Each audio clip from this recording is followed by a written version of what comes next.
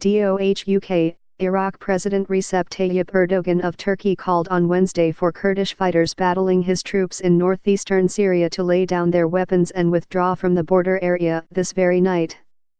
Resisting Western pressure to halt the operation, Mr. Erdogan also requested international support for his country's battle against Kurdish fighters whom Turkey considers terrorists but who had been allied with the United States against the Islamic State.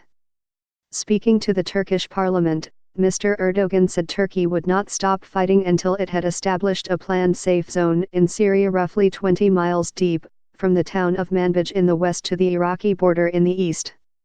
Even as he spoke, Vice President Mike Pence and Secretary of State Mike Pompeo were traveling to Turkey with plans to meet Turkish officials on Thursday and press for a ceasefire. Mr. Erdogan told a reporter from the British broadcaster Sky News, "I am standing tall. I will not meet with them. They will meet with their counterparts. I will speak when Trump comes." It was unclear if he was referring to Mr. Pence and Mr. Pompeo, but later, his communications director, Fahrettin Altun, wrote on Twitter in English, "Earlier today, the president told at Sky News that he won't receive a U.S. delegation that is visiting Ankara today. He does plan to meet the U.S. delegation led by at VP tomorrow." Mr. Erdogan also said he had told President Trump that a truce was not possible because Turkey does not negotiate with terrorists. Turkey has faced widespread Western criticism and threats of economic sanctions and arms embargoes because of the incursion, which aims to sweep Kurdish fighters away from the Turkish border. But Mr. Erdogan has billed the incursion as necessary for his country's security and as a way to get some of the millions of refugees to return to Syria. On Wednesday, he said, "If, this very night, all terrorists leave their weapons, equipment, everything, destroy the traps they have set up and leave the safe zone we designated in the region from Manbij to the Iraqi border, then our Peace Spring operation, which only targets terrorists, will end by itself."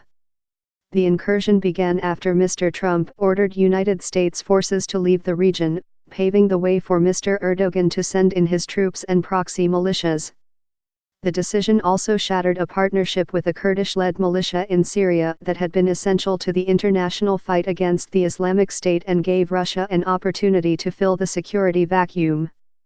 The United States is now moving ahead with withdrawing the rest of its roughly 1,000 troops from northeastern Syria, opening a void that other combatants in the country's 8-year-old war have sought to fill. Turkey and the Syrian fighters it supports are battling for control of 2 border towns, while Syrian government forces have pressed north, seizing territory that was until recently protected by the United States and its Kurdish partners. Turkey considers Syria's Kurdish-led militia a security threat because of its links to a guerrilla movement that has been fighting an insurgency against the Turkish state for decades.